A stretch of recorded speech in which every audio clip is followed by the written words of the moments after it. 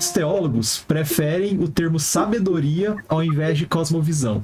E aí elas perguntam qual que seria a diferença ou as similaridades entre essas duas coisas, se é a mesma coisa ou se realmente há diferenças entre um e outro.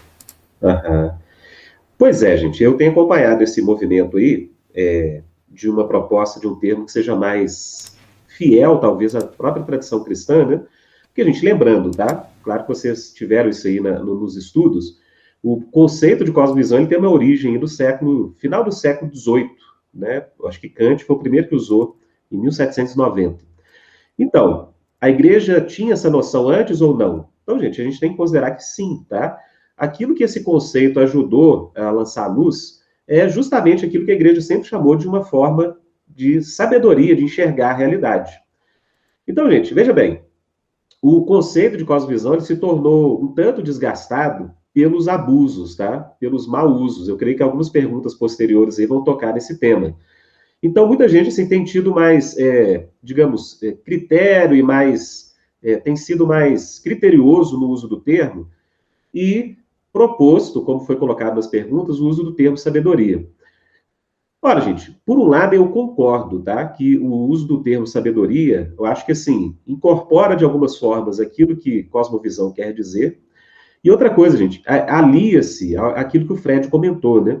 Acho que sabedoria é mais do que somente um sistema de crenças que emerge a partir do coração. Sabedoria, eu acho que incorpora um elemento de um tipo de hábito assumido por meio da prática e que te dá condições de agir no mundo de forma mais apropriada. Então, veja bem, de uma forma, eu acho que sabedoria inclui cosmovisão, mas não esgota, tá? Então, só usar, por exemplo, nós precisamos de uma sabedoria cristã. Eu creio que isso não comunica a mesma coisa, necessariamente, do que dizer que, tá, nós precisamos de uma cosmovisão cristã. Então, por um lado, eu acho que é importante a gente utilizar mais o termo sabedoria, mas por outro, a gente tem que tomar cuidado para, ao trocar os termos, não comunicar coisas diferentes, tá?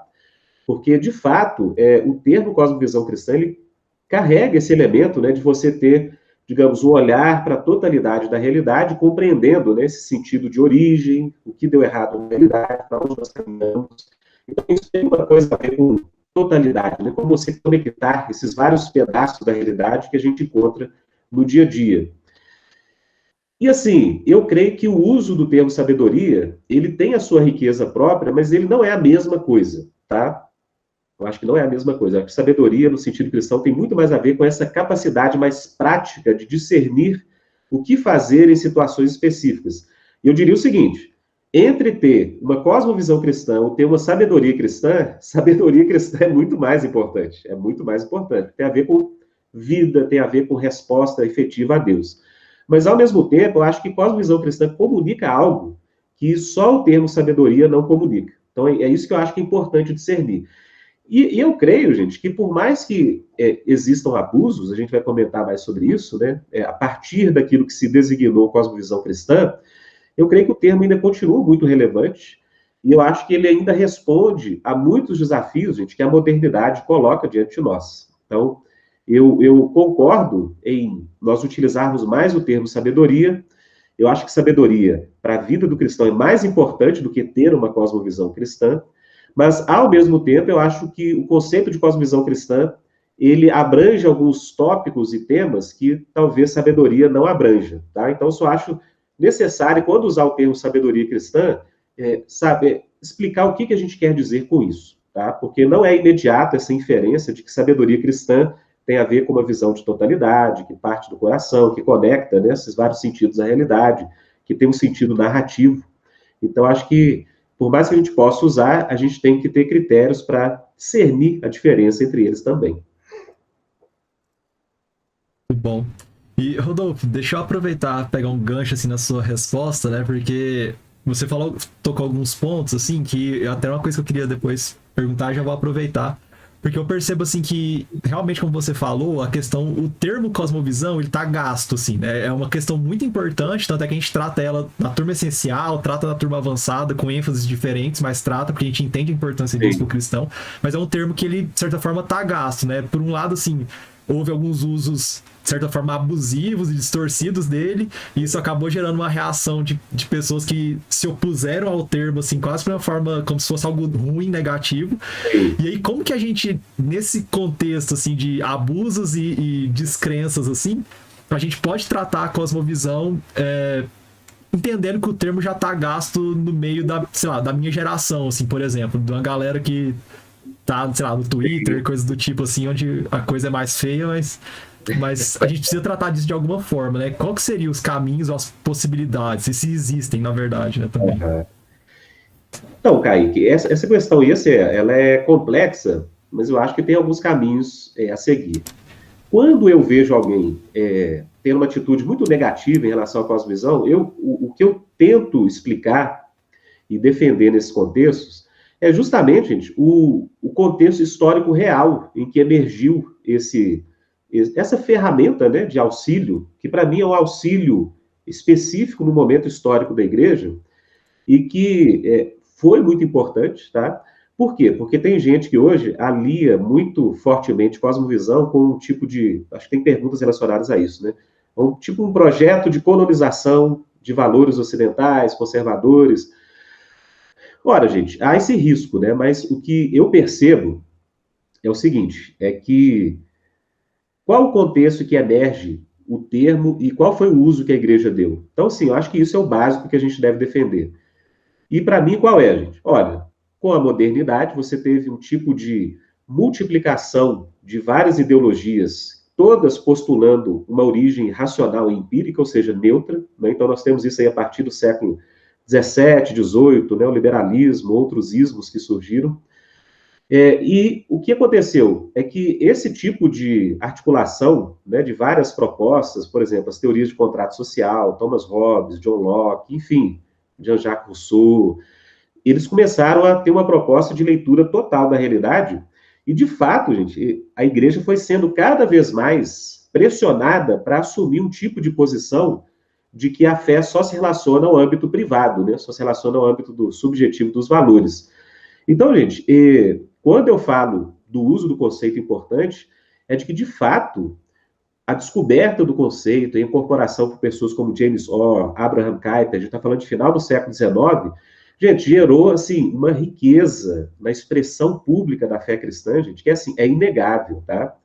E era uma riqueza, gente, e hoje a gente ainda tem essas expressões que se desenvolveu, assim, de âmbitos como a política partidária, né, até auxílio ao pobre. Então, gente, por exemplo, pouca gente sabe disso, né, mas enquanto os movimentos marxistas começavam a se articular na Inglaterra, fruto, né, é, dessa exclusão de grande parcela dos trabalhadores, né, que foram para as cidades, na Holanda, gente, o primeiro grupo que acolheu e que prestou atenção a essa causa dos trabalhadores pobres que estavam sim sendo abusados no contexto da Revolução Industrial foram os cristãos que começaram a discernir, gente, que a vida cristã no mundo está para além das nossas igrejas e de um discurso sobre salvação e vida eterna. Então, pouca gente sabe disso, né? Mas o sindicato mais famoso da Holanda em todo o século, final do século XIX e até meados do século XX, é um sindicato fundado por cristãos que começaram com Kuyper e por causa desse uso do termo, né? Ou seja, justiça no nível social, né? Inclusão, política partidária, você teve avanço na área das ciências. Então, gente, nesse sentido, eu diria, a apropriação abusiva e ideológica do termo, que é mais recente, principalmente por uma ala mais conservadora, com origem norte-americana e com repercussão em outros contextos, não pode, de forma alguma, gente, deslegitimar essa descoberta original do conceito que foi importantíssimo para a igreja. Então, gente, tudo que a gente vê, por exemplo, pega a fé protestante século XX na área das artes. De onde emergiram pessoas, artistas, movimentos que mais conseguiram, digamos, servir nesse contexto e produzir coisas de qualidade? De fato, e veio daquelas pessoas que tiveram contato com essa tradição, né?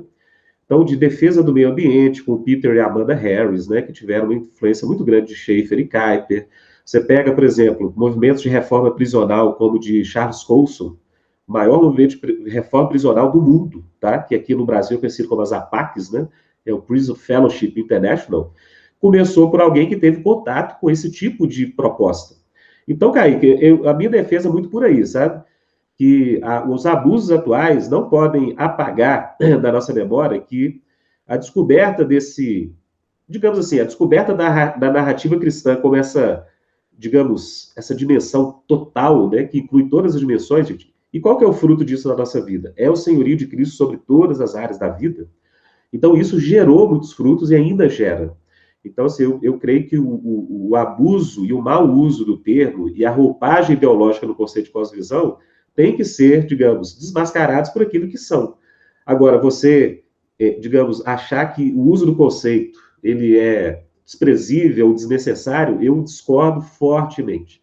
Eu continuo achando que grande parte dos movimentos que deram muito fruto no século XX, em termos de expressão pública da fé, seja, né, no combate à pobreza. Um exemplo, né, quando o termo entrou aqui no Brasil, gente, a articulação que eu até fiz parte, né, lá no 2004, 2003, foi de uma rede de associações, gente, que lidavam com questões sociais. Né? Então, a rede de Cosmovisão Cristã e Transformação tinha organizações de educação, organizações que lidavam com o combate à pobreza, como o CAD em Curitiba, né? Então, tinham várias organizações que lidavam nessas áreas, artistas. Então, eu creio que, assim, o que teve recentemente, essa apropriação conservadora do termo desgastou o termo, mas eu creio que ele é ainda defensável pela história rica e importante que ele teve e os frutos que gerou. Muito bom.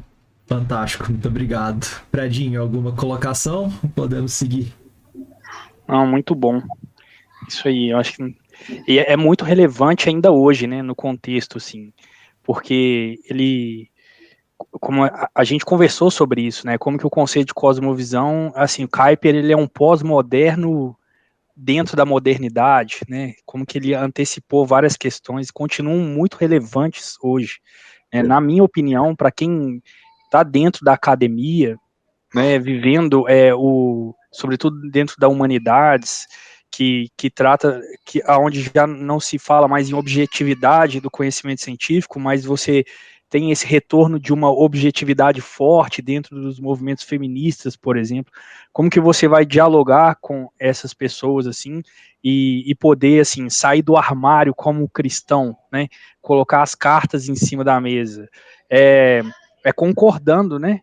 De que todo conhecimento ele tem pressupostos, ele está baseado em crenças religiosas. Então, isso dentro da academia. E aí o que o Rodolfo falou é todo o impacto aí em termos sociais mesmo, de combate à pobreza, né? Então, eu acho que concordo plenamente, foi maravilhoso isso aí. E só em cima disso que o Fred falou, um termo que eu esqueci. Gente, acho que o fruto maior do que o uso de cosmovisão bem feito, moderado, né, com temor do Senhor pode produzir, gente, a minha conclusão é essa. É a manifestação da glória de Deus, sabe? Por exemplo, a minha própria vida, né, que um relato autobiográfico. Enquanto eu não percebi que a fé dizia respeito a todas as coisas, né, e que as facetas da realidade que a gente vive têm alguma forma de relação com o reino de Deus, olha, gente, quando eu descobri isso, digamos assim, talentos, possibilidades que Deus tinha na minha vida simplesmente estavam ocultos, né? Vamos dizer, igual a parábola do talento, né? Então, essa descoberta, e foi digamos, essa ferramenta, tá, gente? Essa ferramenta que nos ajudou a redescobrir a fé como essa realidade que engloba todas as coisas, foi algo que, de fato, gente, permitiu na minha vida eu conseguir reconhecer o senhorio de Cristo e glorificar a Deus nas mais diversas áreas da minha vida que antes estavam totalmente separadas da fé. Então, assim, eu creio que, sabendo o contexto, né, sabendo as suas limitações, eu acho que é um conceito ainda muito frutífero e muito útil.